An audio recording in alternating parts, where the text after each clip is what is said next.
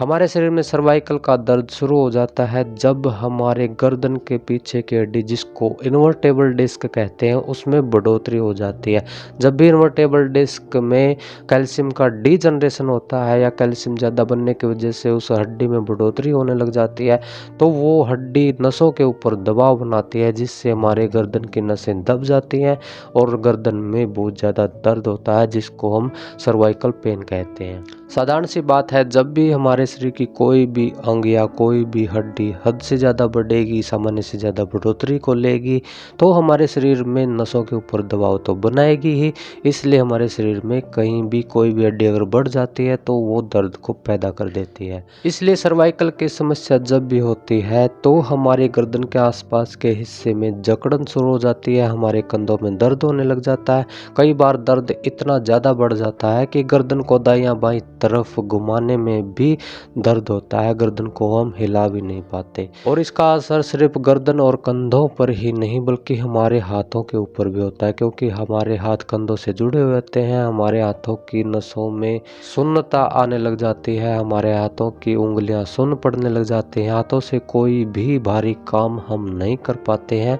ये सब cervical pain की वजह से होता है। नमस्कार मेरे प्यारे सभी दर्शकों, स्वागत आप सभी का मेरे यूट्यूब चैनल हेल्थ टॉपिक्स में। आज मैं आपको बताता हूं कि जो सर्वाइकल का दर्द है वो हमारे शरीर में क्यों होता है।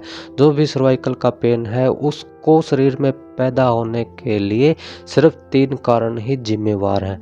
अगर उन 3 कारणों को हम रोक देते हैं या उन गलतियों को हम नहीं करते हैं तो हमारे जीवन में कभी भी सर्वाइकल का पेन नहीं होगा। वे 3 कारण कौन से हैं जो हमारे शरीर में सर्वाइकल को पैदा करते हैं? जानने से पहले चैनल को सब्सक्राइब और वीडियो को लाइक जरूर कर लें ताकि स्वास्थ्य से संबंधित आयुर्वेदिक जानकारियां आपको सबसे पहले मिल सके। सर्वाइकल 3 कारणों से होता है। सबसे पहला कारण है गर्दन को झुकाकर काम करना। जो भी लोग लैपटॉप पर काम करते हैं या बैठकर काम करते हैं, कंप्यूटर पर काम करते हैं, उन लोगों को सर्वाइकल सबसे ज़्यादा होता है। लेकिन आजकल ये समस्या घरों में भी ज़्यादा बढ़ गई है।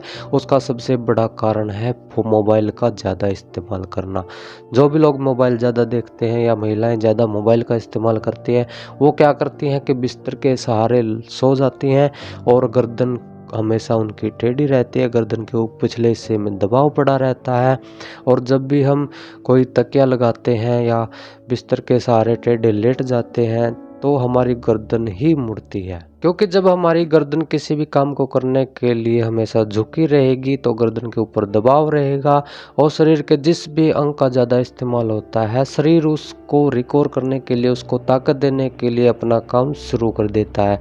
जब गर्दन की हड्डी के ऊपर दबाव बना रहता है, वो टेढ़ी रहती है, तो शरीर उसको एडजस्ट करने के लिए ज़्यादा मात्रा में कैल्शियम बनाता है और उस हड्डी को लंबा करने लग जाता है, जिससे हमारे शरीर में सर्वाइकल का दर्द शुरू होता है। इसलिए जो भी लोग गर्दन झुकाकर काम करते हैं उन लोगों को सर्वाइकल का खतरा सबसे ज्यादा होता है। सर्वाइकल होने का दूसरा कारण है हमारा खान पान। जो भी लोग जंक फूड ज़्यादा खाते हैं या फास्ट फूड खाते हैं, ज़्यादा तला भुना चीज़ें इस्तेमाल करते हैं, बाहर का खाना ज़्यादा खाते हैं, उन लोगों में भी सर्वाइकल का दर्द देखने में आता है। और तीसरा कारण जो सर्वाइकल को हमारे शरीर में पैदा करता है वो है हमारे गर्दन के पीछे की हड्डी में कैल्शियम का डीजनरेशन।